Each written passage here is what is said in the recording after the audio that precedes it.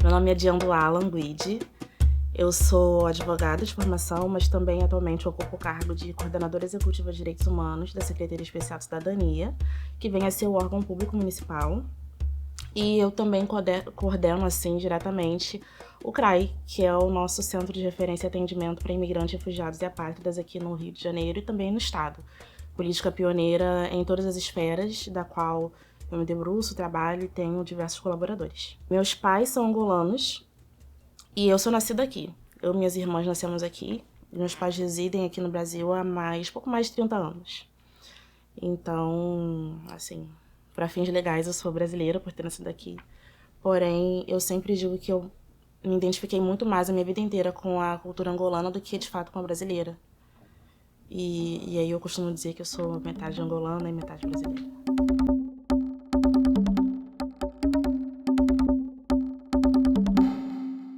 Em Angola, a língua oficial, que alguém resolveu determinar, a gente sabe quem, disse que a língua oficial é o português. Então, uma vez chegando lá, você vai identificar as pessoas falando português.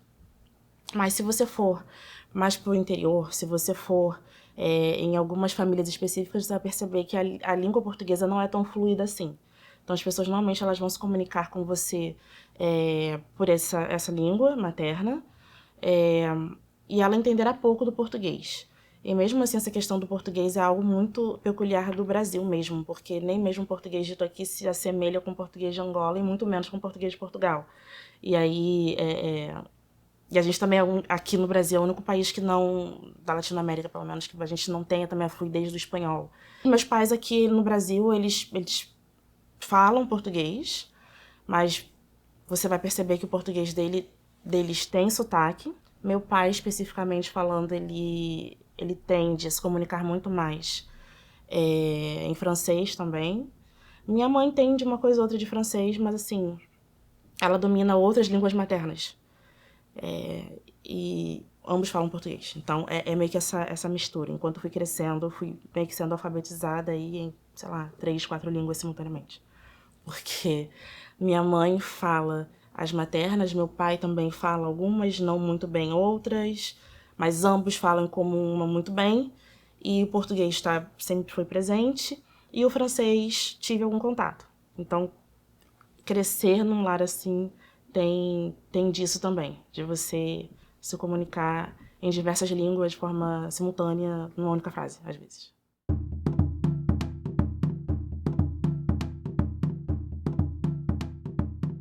Quando você cresce num lar onde as suas únicas referências são essas pessoas, porque eu não cresci próximo de primos, de tios, de tias, avós, então a única família que eu sempre tive aqui no Brasil, desde sempre foram eles.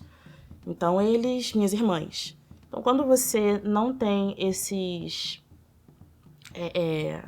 laços familiares estendidos, você acaba se apegando a uma única referência. No caso, eles foram sempre a minha única referência. Então, o que ouviam de música era o que eu também acabava ouvindo.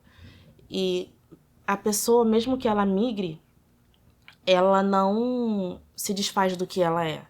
Então, ela tende sempre, ainda que de alguma forma, a buscar ou a manter contato com o que ela era em seu país de origem. Então, eles sempre ouviram as músicas que ouviam no país. Eles sempre buscaram manter a língua nativa viva na sua própria casa. E eu acho que fica difícil você não absorver isso quando você está tão imersa num ambiente assim.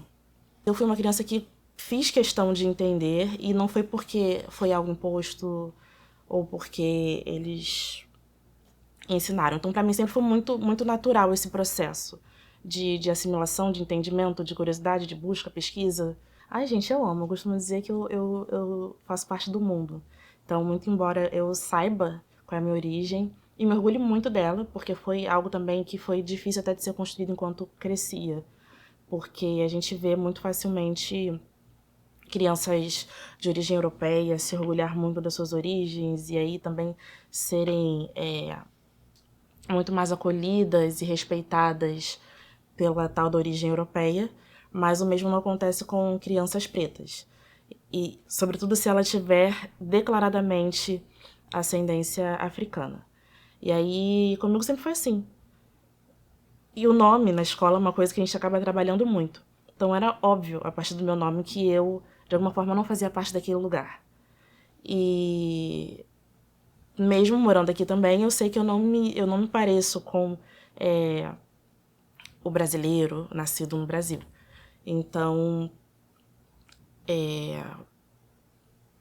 eu gosto bastante de descobrir outras coisas, eu gosto de estar em contato com outras culturas. Eu acho que isso é importante até para qualquer pessoa, enquanto estiver crescendo, a gente poder se oportunizar, estar em contato com outras coisas, valorizar outras coisas também. O continente, ele é muito vasto. A gente está falando de um lugar com mais de 50 países.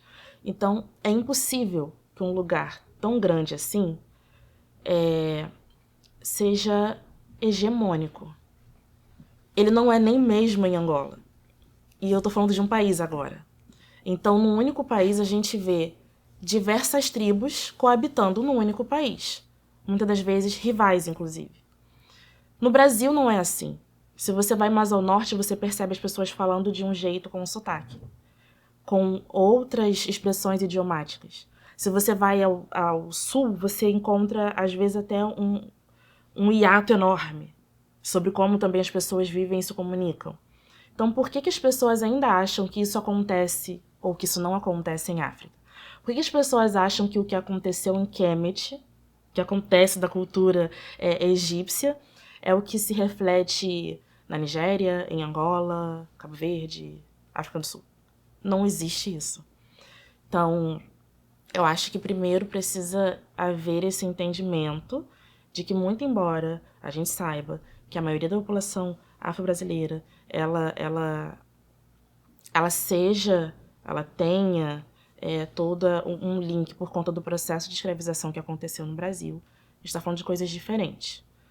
Muitas pessoas, por exemplo, ainda hoje me perguntam: mas você, qual é a sua religião? Porque seus pais são angolanos. Você não pode ser nada a menos que de uma religião de matriz africana. Tá bom, mas o conceito de matriz africana para vocês é um, para mim é outro. Porque as religiões de matrizes africanas aqui no Brasil, elas foram desenvolvidas aqui no Brasil, sob a influência de diversos países ao mesmo tempo. A mesma coisa não acontece em Angola. Angola desenvolveu a sua religião em determinado período, Congo outra, Nigéria outra, e todas essas culturas vieram se encontrar aqui no Brasil. Então, o que existe no Brasil é uma peculiaridade do Brasil. Então, isso por si só não faz com que eu me identifique com a cultura de matriz africana. Não porque eu rejeite a minha origem antes que falem, mas sim porque, para mim, que vem de um lugar muito específico, não faz sentido eu me identificar com algo que eu sei que foi gerado a partir da influência de outras culturas, que por vezes podem não vir a se identificar com a minha origem histórica, cultural e religiosa. Eu tive, por sorte, uma professora na primeira infância que ela foi muito, muito atenta. E aí eu lembro que meu primeiro episódio de racismo que eu sofri foi aos 3, 4 anos. E aí tinha a ver com o meu tom de pele, e aí não vem a questão do nome agora, mas assim, nesse episódio vem a questão da pele, porque eu era notadamente a criança mais escura da sala, da turma, talvez até da escola. Porque, não que não tivessem outras crianças negras, mas o meu tom de pele era diferente em relação às crianças negras da sala, por exemplo. A questão racial, ela sempre veio antes, seguida do meu nome.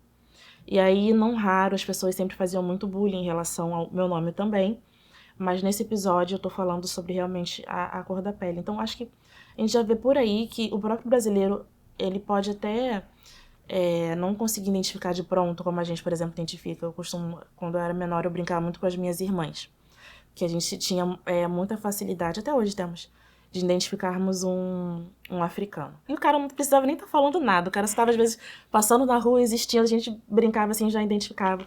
Às vezes a gente só olhava, a pessoa não olhava de volta e a gente já se reconhecia.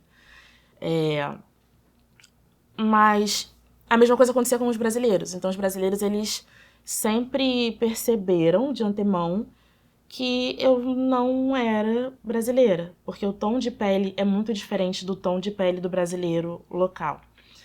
E aí, o mesmo acontece com crianças, por mais incrível que pareça. Então, por exemplo, nesse episódio, uma criança, ela identificou isso, ela verbalizou, e essa professora atenta que eu mencionei um pouco antes, ela fez uma dinâmica que até hoje eu não vou esquecer. Ela pintou uma parte do meu rosto de preto, com uma tinta guache, eu acho, e depois uma outra parte do meu rosto de branco, com a tinta, aquela tinta branca. E daí ela explicou pro colega, isso aqui é preto, isso aqui é branco, e ela é negra. Porque ela não, nenhuma dessas cores aqui é próximo do tom de pele dela. Eu nem lembro exatamente o que a pessoa tinha falado, a criança tinha falado. Mas eu lembro que ela identificou um episódio de racismo naquele momento. Que eu, obviamente, não tinha identificado. Porque eu tinha 3, 4 anos. Então foi essa professora quem identificou isso e quem se viu na obrigação de ensinar a criança sobre o que ela estava fazendo e que o que ela estava fazendo era errado. Essa foi a dinâmica que ela utilizou, e eu não vou entrar no detalhe se foi a melhor estratégia, se foi a pior, mas para mim foi marcante porque eu posso até não ter lembrado do que a criança me falou que foi ofensivo, mas eu não lembrei, não lembro disso, de fato, não lembro. Mas a dinâmica que ela utilizou me marcou muito até hoje, e eu acho que isso fala muito sobre como, inclusive, o africano acaba passando por diversos episódios de racismo quando vem ao Brasil e ele sequer consegue identificar. Porque isso não faz parte do nosso contexto. Isso não faz parte de onde a gente vem. E eu acho que, mais uma vez, acaba denunciando o distanciamento que, de certa forma, existe entre uma cultura e outra.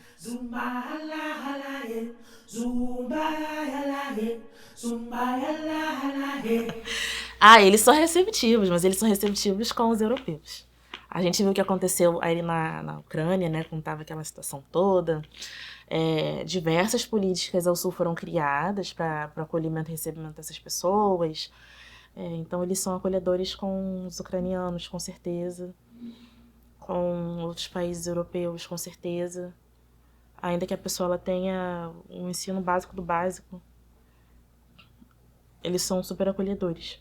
Agora, com as culturas africanas, eu acho que eu não preciso nem mencionar, né? Porque é óbvio que não. Como eu falei, eu sou advogada. E aí, a partir do acontecimento do caso Moise, é que a família me aciona. Aí eu acabo advogando para a família. E acabo fazendo interlocução com o poder público porque a família ela estava efetivamente muito desamparada e até atordoada porque a tragédia que tinha acontecido era muito grande. Então a família ficou até sem saber o que fazer. E aqui eu gostaria até de mencionar um ponto muito importante, porque a família, majoritariamente, né, os integrantes da família do Moise, eles são refugiados. Então, a pessoa que está numa condição de refúgio, ela quer tudo menos ser identificada. Ela quer tudo menos que alguma coisa aconteça para que ela, de repente, fique num ponto de atenção. Ela não quer os holofotes virados para ela, porque ela está em situação de refúgio. E aí, a família toda do Moise estava nessa situação. E quando acontece, a família fica sem saber o que fazer, porque eu não quero ser identificado, porque eu sou refugiado político, mas ao mesmo tempo eu também preciso falar sobre o que está acontecendo. Os brasileiros, eles tendem a repudiar a cultura africana e os próprios africanos como se eles fossem um problema. E quando a gente está falando sobre migração, também é uma ameaça. É assim, pelo menos, que as pessoas tendem a enxergar. Não raro, a gente ouve muitas pessoas dizerem: veio para cá para roubar meu emprego. Veio para cá para tirar minha vaga na faculdade. Mas, no fim das contas, a grande ameaça para o Moise foi um brasileiro. Então não foi um africano tirando a vida de um brasileiro, foi o oposto. Com tudo que eu tinha acionado, o poder público também se sentiu tensionado a dar uma resposta imediata, mas que também fosse eficaz em relação a como os migrantes transnacionais eram tratados aqui no país. E aí eles se depararam com o CRAI, que é uma política pioneira no Brasil, mas que também até então tinha sido implementada só em São Paulo. E eles resolvem replicar aqui no Rio. E aí, no CRAI eu faço essa gestão do equipamento. Lá nós temos 2 coordenadores que fazem a gestão direta, porque são eles quem estão lá no equipamento dia a dia, resolvendo as demandas e reportando para mim. Mas eu faço a gestão um pouco à distância porque com esse afastamento a gente consegue ver mais ou menos o que está funcionando, o que não está. Consigo fazer controles dos indicadores, rastreio também sobre o nosso público, outros ajustes que às vezes são importantes, porque o CRAI São Paulo existe, super funciona, mas o modelo que existe lá a gente não tem cá. Porque a gente está falando também em cidades diferentes, com complexidades diferentes, com públicos diferentes, com fluxos diferentes. E aí eu vou fazendo essa gestão aqui no Rio, entendendo tudo isso. Ainda que você não seja migrante, você saber da existência dele, porque é uma política pública existente, que funciona, que merece ser defendido, merece continuar existindo, porque a gente vê que no final de tudo o saldo é muito positivo para recepção e acolhimento e alguma oferta de dignidade para esse público que muitas das vezes se sente acuado, intimidado, não sabe por onde começar e a quem se socorrer. Então a gente tem essa importância porque nós não somos a polícia, então as pessoas também quando vêm elas têm muito receio até de regularizar a sua questão migratória porque elas não querem ser deportadas, porque elas têm diversos medos, mas só da gente fazer esse tipo de trabalho, elas já conseguem sentir alguma segurança, a gente consegue oferecer dignidade, porque também pautar a documentação, regularização justa, ordenada e digna é um dos pilares para a gente evitar tragédias como